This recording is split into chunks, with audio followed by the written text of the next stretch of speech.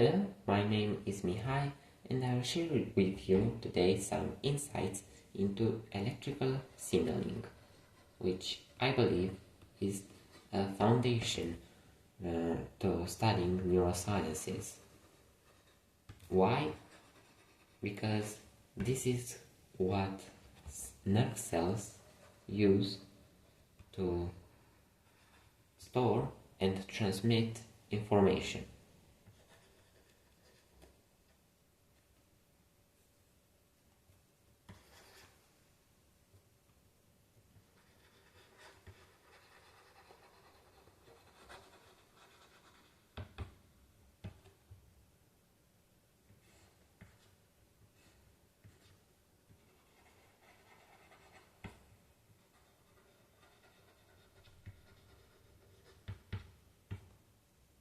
This electrical signaling is produced by action potentials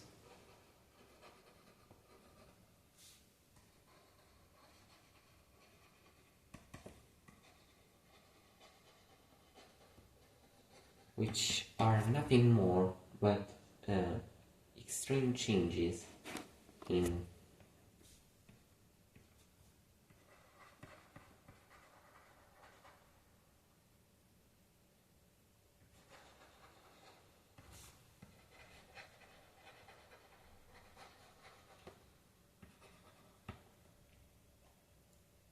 membrane potential.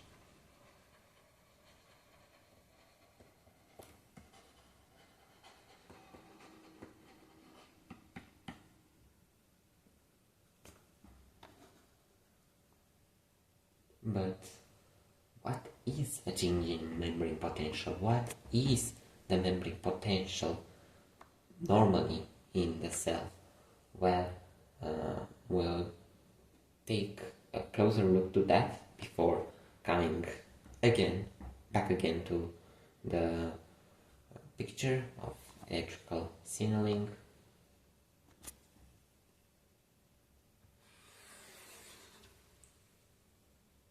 What happens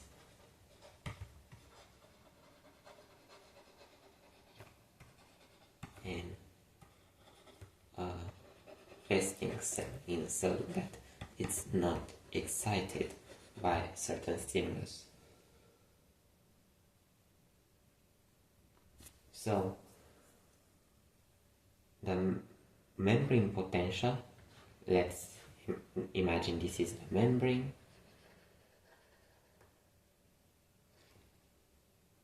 This is the cytosol, and this is extracellular environment. Just call it EC from extracellular. There are more negative charges in the cytosol, which is known to be a reducing environment, than in the extracellular environment. So there is a negative membrane potential. I'll also abbreviate membrane potential as MP. Not a member of the British Parliament though. And this membrane potential, negative membrane potential, raises a natural question. Why just the positive charges don't go to the negative ones? Because that's what electrical equilibrium requires. Well, the cell manages to maintain this balance, this unbalance actually, by two types of pumps, one of which I think is more important, the Na plus K plus 80 pump, which takes free sodium outside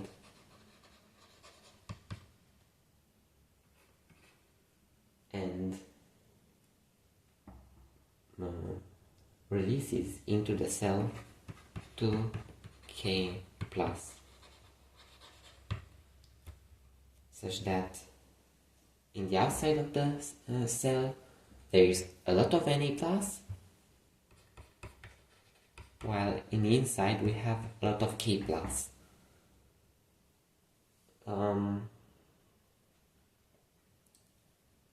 And this works because ATP hydrolysis provides energy that triggers changes in the conformation of the pump, such that sodium is collected from the cell, then released outside, then potassium from outside comes to the pump, which pushes it in the cytosol. And it's very important to have this Na+ outside, K+ inside for the action potential. We'll see in a bit later why. I'll also put AP for action potential, but also for regulating pH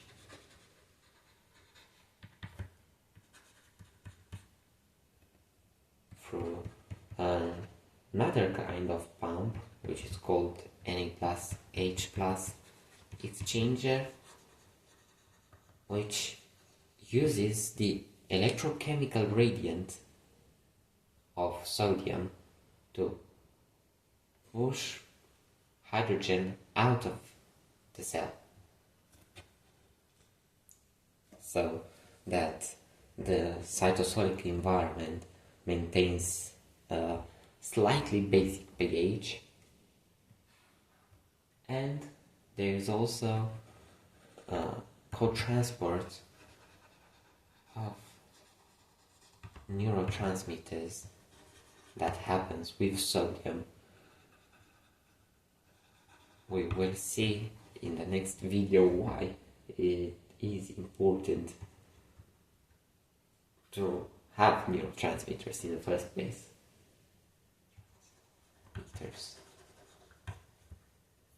Another type of pump which also helps to create a negative membrane potential is the calcium to plus pumps, which reduce the cytosolic concentration of the cell. It can store it outside, but it can also store in a compartment called endoplasmic reticulum, and this is important for internal signaling. Maybe if you took other biology courses, you saw that some signaling mechanisms inside the cell involve a rapid growth of calcium concentration, but it's also important for neurotransmitter release. We will see this again in the next video, why it is important.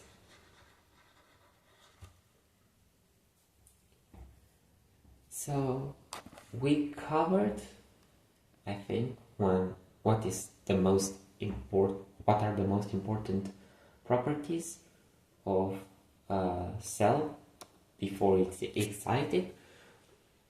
One more piece of information which we need to be very aware of before learning how an action potential works is called this information is called Nernst equation, in which the equilibrium potential for ion X is equal to R times T over Z times F ln of the concentration of ion X outside of the cell divided by the concentration of X inside the cell.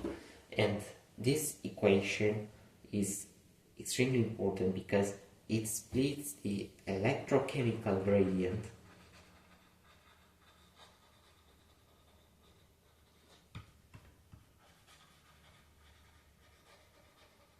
into its electric component, which is given by this term, and its chemical component, which is given by this term here. So what happens with a positive ion? If firstly R, T and F, these are always positive. The temperature is measured in Kelvin for this equation, not in Celsius or Fahrenheit. So because it's in Kelvin, it's always zero, always above zero. These terms only influence the magnitude of the membrane potential, of the equilibrium potential, but the sign is given by Z and the sign is given by Z and by this term. So when Z is greater than 0, which means we have positive ions, sodium, potassium, calcium, if the concentration outside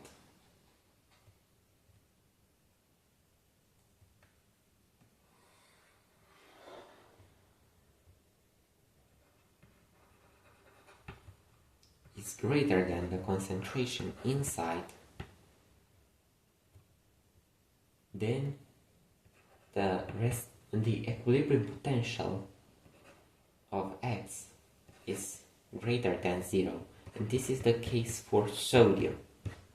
While if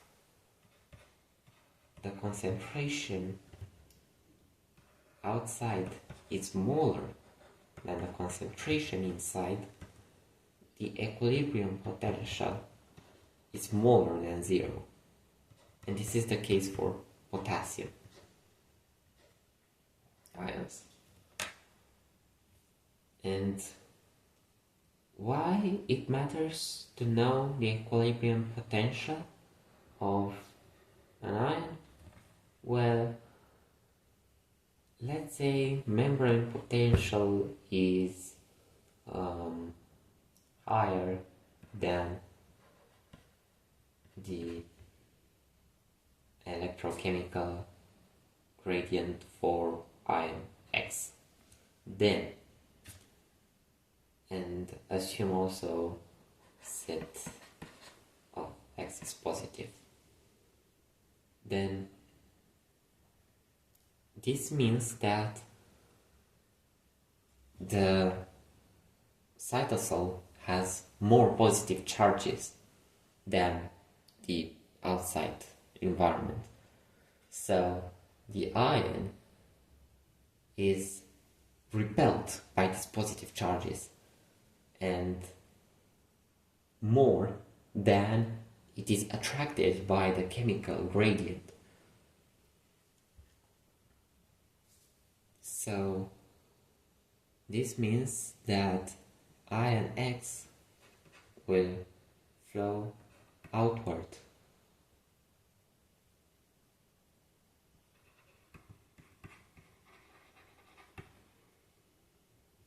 But when the membrane potential is smaller than X, this means that there is a negative charge in the cell and a positive ion is required to bring this membrane potential closer to the equilibrium potential. the ion. So the ion is more attracted by the negative charges inside the cell rather than the fact that there are more ions of its kind there. So the X travels from outside to inside. Now that we covered all the basics, I think we can go with how an action potential is produced. And there are two sources, either other neurons, which triggers a dilemma like the chicken and egg, who came first, which neuron was excited first, and another which solves this and I would say here external stimuli like temperature, changing pressure, light,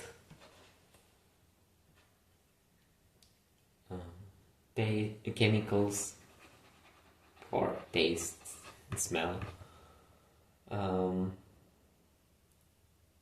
and each of these generate synaptic potential,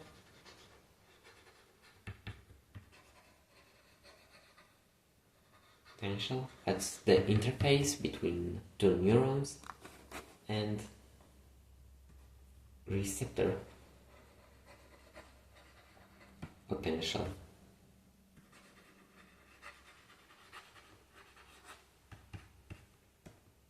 which is produced, which is different depending on the intensity of the stimulus. And these potentials can trigger depolarization.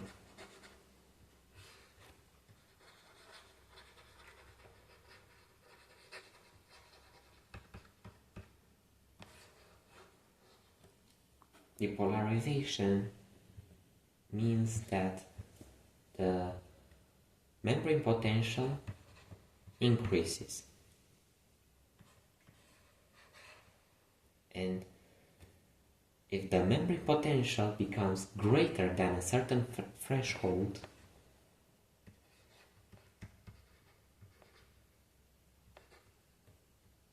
called threshold potential, then there are a few mechanisms that happen. One is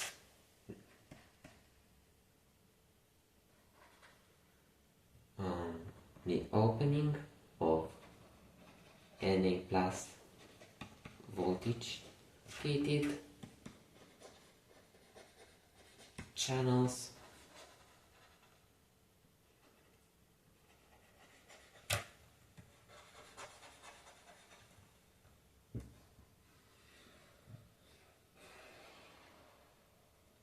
and these channels, as their name suggests, increase the permeability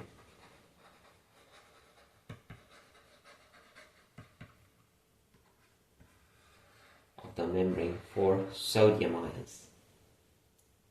And going back to Nernst equation, we can see that the electrochemical gradient for sodium is positive because there is more sodium outside than in the inside. So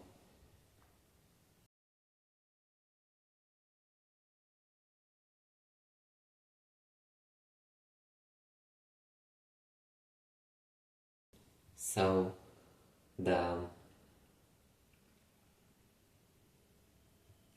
ions of sodium because will go inside the cell because the membrane potential is negative and its equilibrium potential is positive.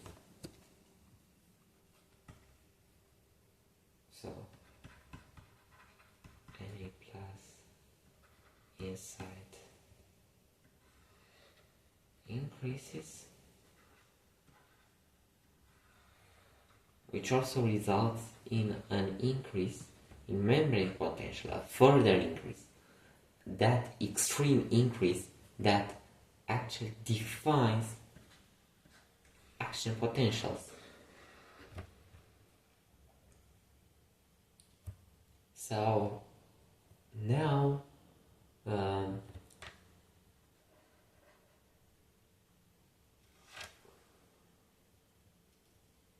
we have an action potential initiated, but we did not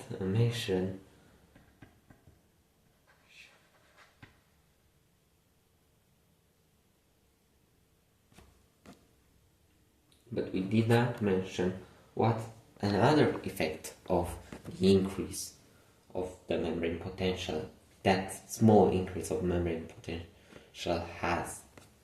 And the other effect is also an opening of the K plus voltage gated channels.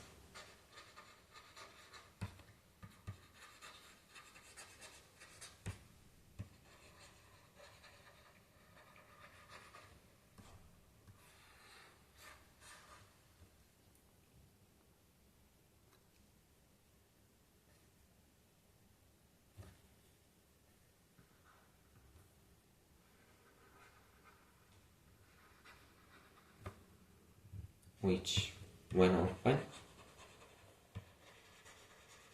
also increase the potassium permeability,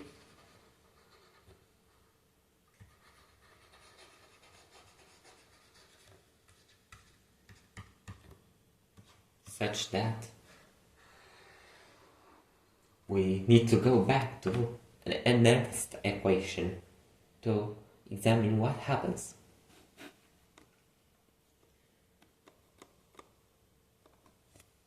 Because this opening of the potassium channels happened with a small delay,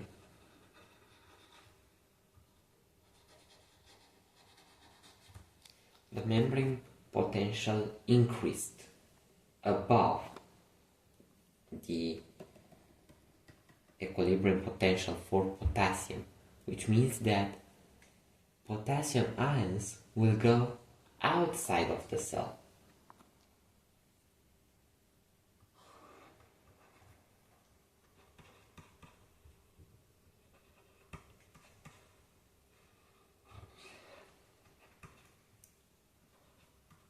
And the membrane potential will drop because we will have less positive charges in the cytosol.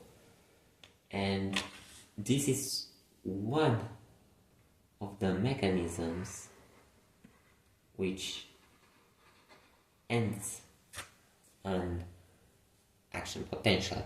Now, if we just have potassium that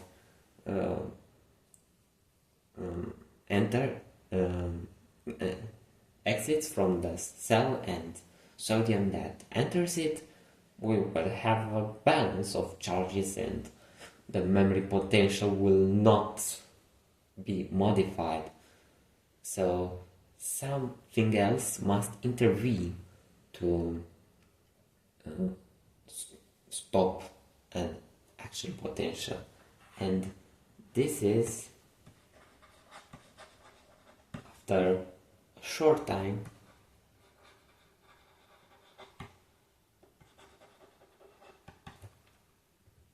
triggered by the closing of this channels.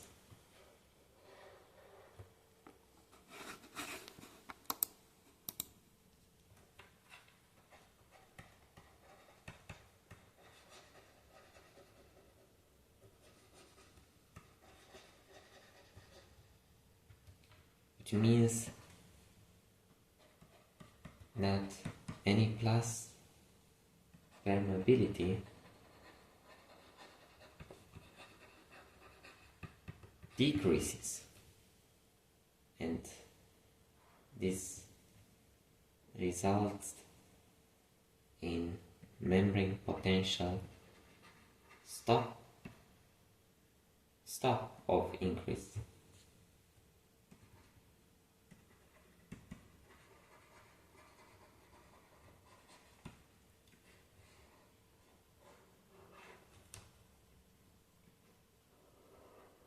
And this is what reinforces the end of an action potential. So we have two feedback mechanisms that lie behind an action potential.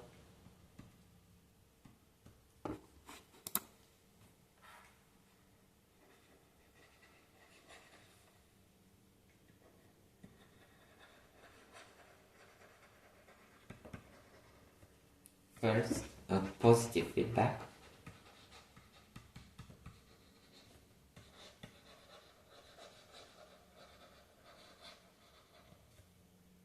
Generated by Na plus voltage channels, voltage gated channels,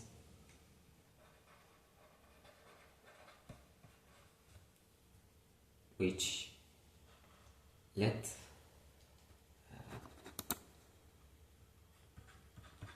sodium in, which increase membrane potential, which activates more voltage gated channels. And a negative feedback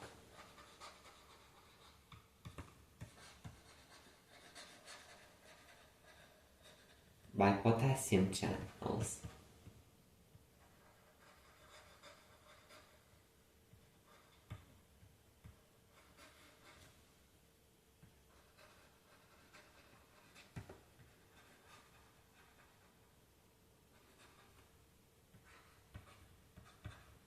which eliminate potassium, which decreases membrane potential, and this also decreases them, but this happens only after, and this is much slower, so that membrane potential can come back to normal.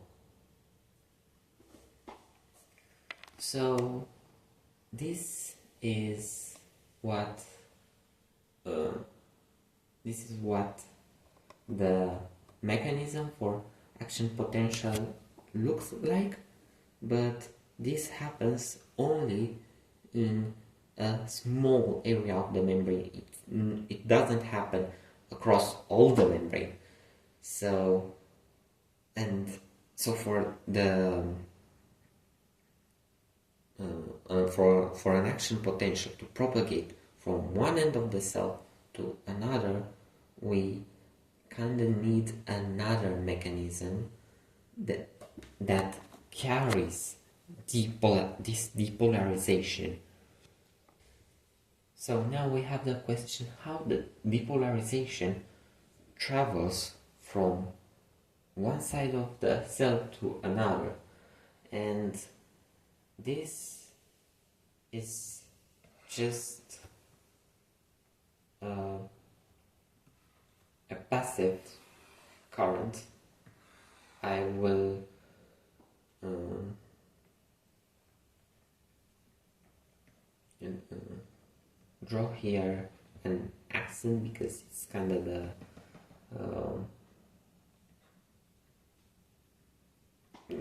place where action potential needs to propagate the most, and which is kind of as a important to make it as efficient as possible. So here we have a current triggered by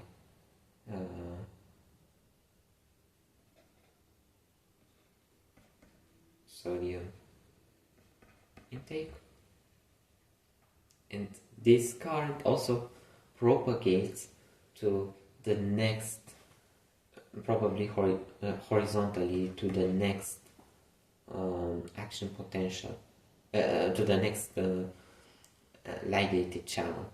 But the problem with this is that you need a lot of these ligand channels, and it is not very quick to regenerate every time an action potential. Ideally you would need to go from this directly to this. Directly means like that, but anyway. So there are cells, special cells called Schwann cells,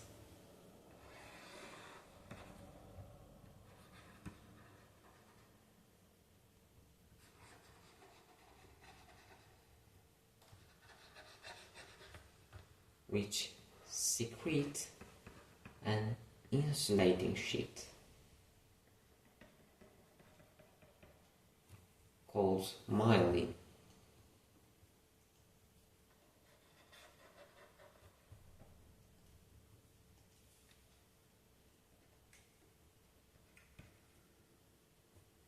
And this myelin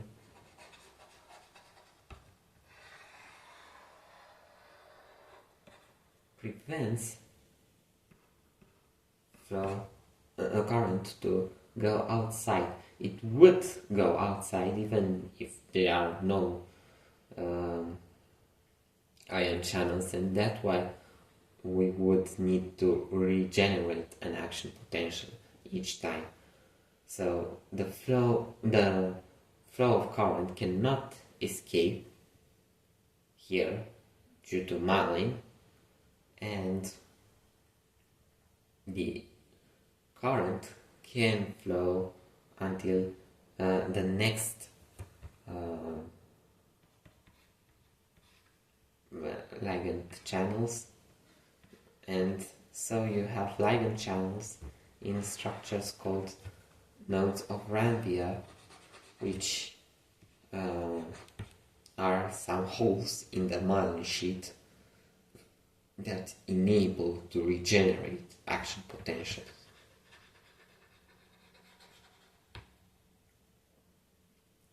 And because you generate less action potentials,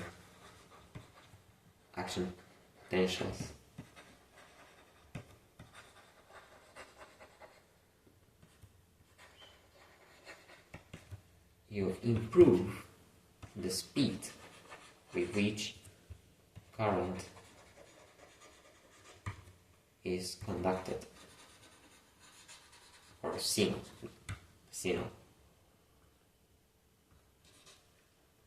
from one end to the other. This is not the only strategy, but it's the most efficient one for your knowledge. There are squids that have giant axons axons so that the membrane potential can spread better across the membrane. An axon with a larger diameter can transmit quicker current, but the effect is not as good as insulating. So here is the end of this video. Next time we will cover how we can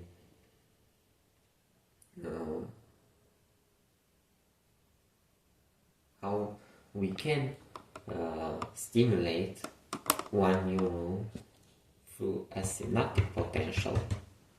And from the first video, I think the next 3 will cover on how we generate a receptor potential from different stimuli. Thank you so much, and enjoy studying neurosciences.